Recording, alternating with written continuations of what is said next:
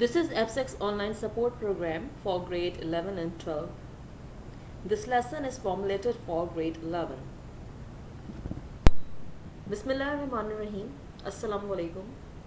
The topic of discussion today is a poem by Douglas Malloch named Good Timber. In this poem, the poet compares a tree with a man and encourages his readers to overcome adversities, to gain strength and wisdom, to have a good life.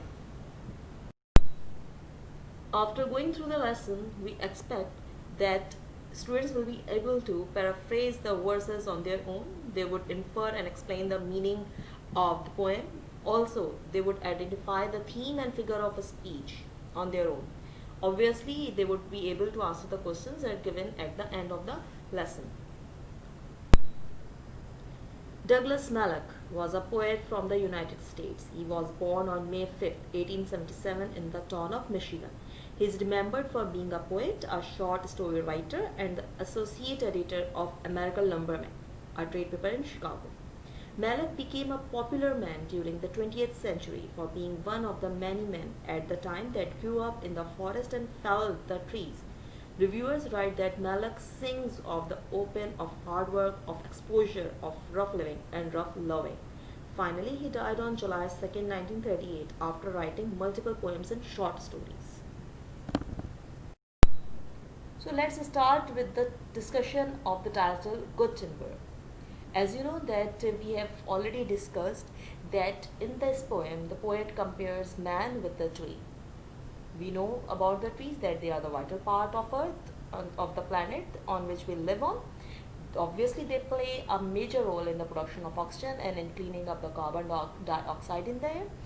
They provide delicious food for us to eat, natural shade for the piercing sun, and a canopy and residence for many animals and creatures to live in on, and ultimately they provide the building materials for a plethora of products, structures and aspects of modern life. Means in every aspect of life they benefit us in many ways.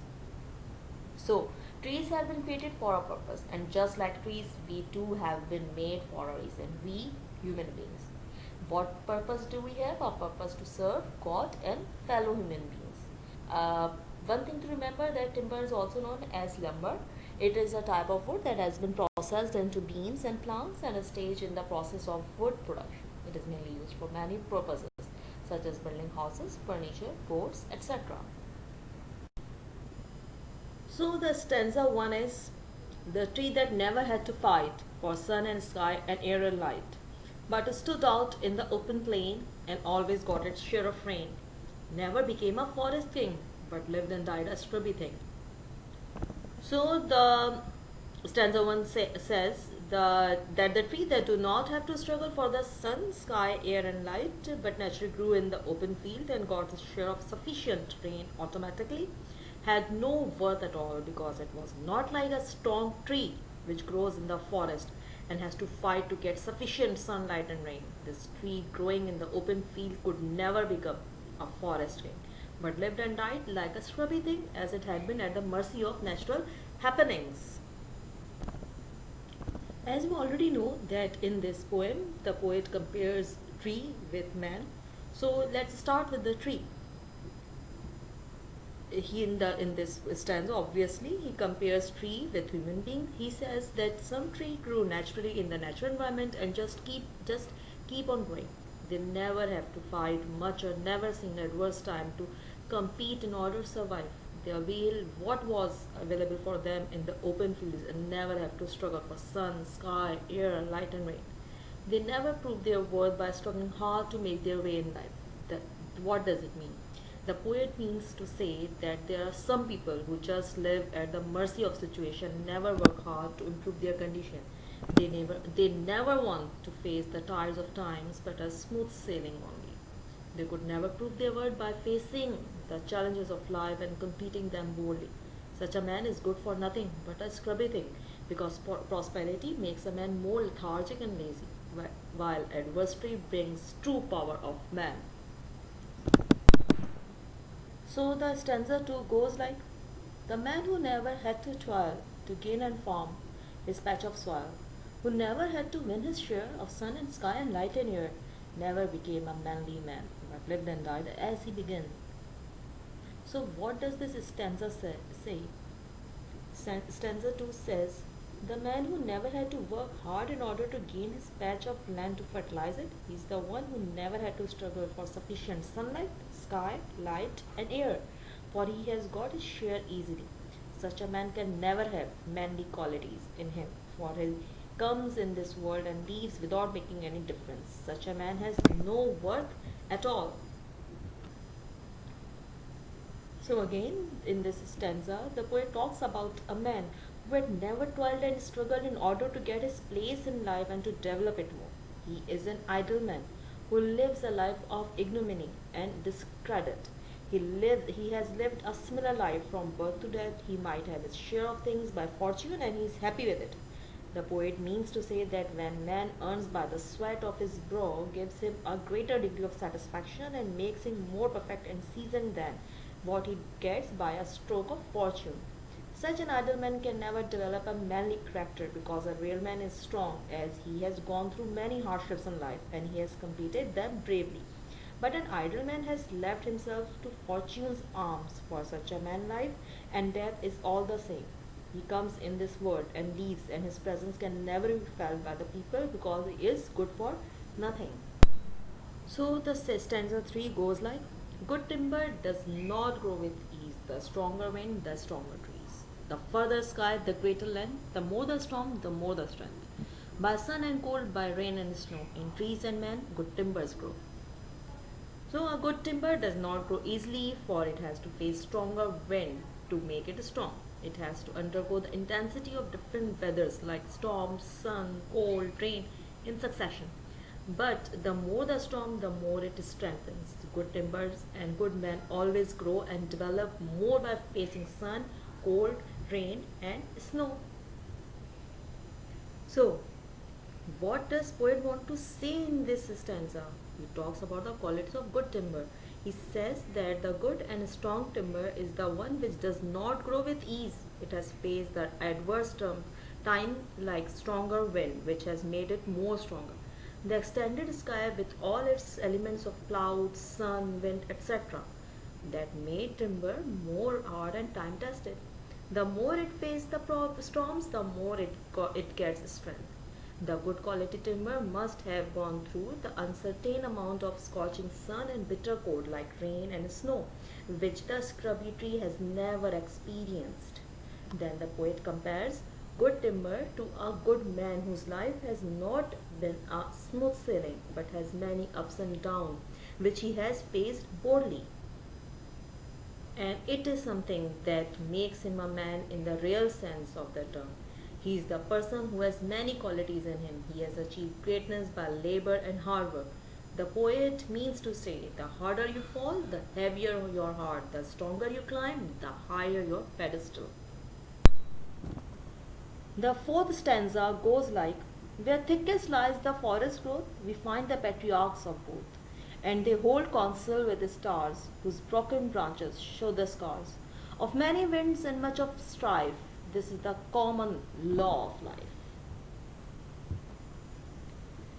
The stanza 4 simply says the forest, if where the forest more thick, there exist both the great leaders. There they hold counsel with the stars. The broken branches of the tree and the scars of the real men show they have endured many storms and they struggled a lot, which has become the common law of their life. So, what does it have for us in this stanza from the poet? So, in this stanza, the poet actually describes the environment and the situation in which the good timber and good men live and flourish. As the scrubby tree stands out in the open plain where everything is easily available to it and it does not have to toil for sunlight, rain or wind, while a good timber stands in the center of the thickest shady forest where it has to strive for the light of sun and sufficient rainwater. Similarly, a good man who has a leadership qualities in him lives amongst the innumerable challenges of life and competes with them bravely. It makes him a real man with all the manly characteristics. The poet has used the word patriarchs for a strong tree and a manly man. Patriarch means the head or leader. He counsel with the stars means they have deeper knowledge and wisdom and take wise steps which others are not able to do.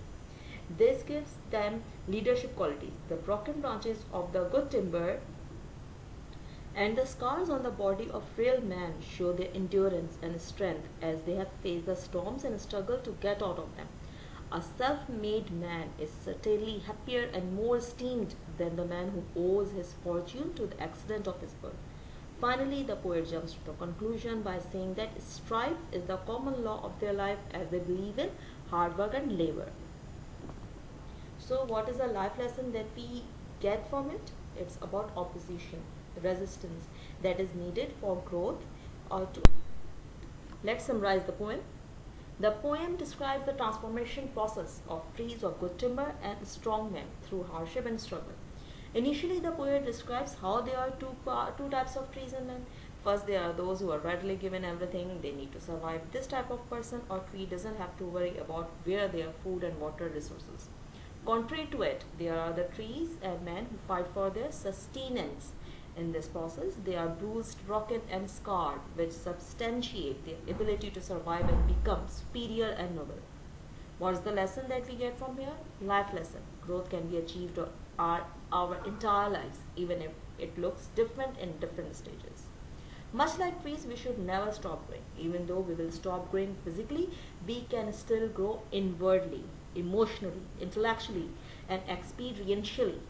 Being a lifelong grower is a worthy goal to have, whether you are a tree or a human.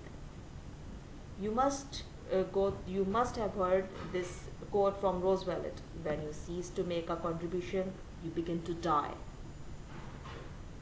The theme of the poem is this: that everyone, whether it is human being, like trees, they grow and reach their true potential by overcoming adversity. It is only through struggles, like a tree fighting through forest growth to reach the sun, that we grow and discover our true potential.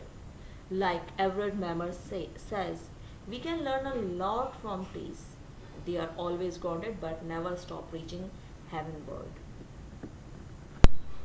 Let's talk about some figurative language that is part of this poem. Yes, the figure of speech. The very first figure of speech that we have is metaphor. You know about metaphor. That metaphor is a figure of speech that is used to make a comparison between two things that aren't alike but do have something in common. So here the metaphor that we have is trees as compared with the human beings. The tree mentioned in the first stanza represents someone who has never had to fight for anything in their life. This man had more than enough sun and sky and air and light. These flourishing trees or overprotected people do not live full lives and are easily swayed and are often struck down and come to death as scrubby things. The second type of tree is like a person who does not grow with ease. Their life might be rougher, but they are made of good timber. Then we have alliteration. Alliteration is the occurrence of the same letter or sound at the beginning of adjacent or closely connected words. So we get alliteration here when the poet says manly man and broken branches.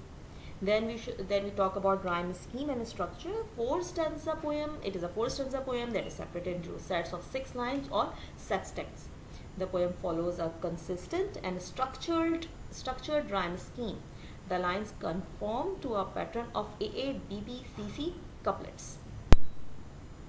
So students, there's a task for you. You have to do question number 1 to 8 of textbooks, page number 26. Please follow the guidelines that has been already provided to you. What is the word limit of each question? So here we go. If you have any questions, you may ask. I insist you to go through the slides again to get better understanding, and please must read the poem first. Thank you so much.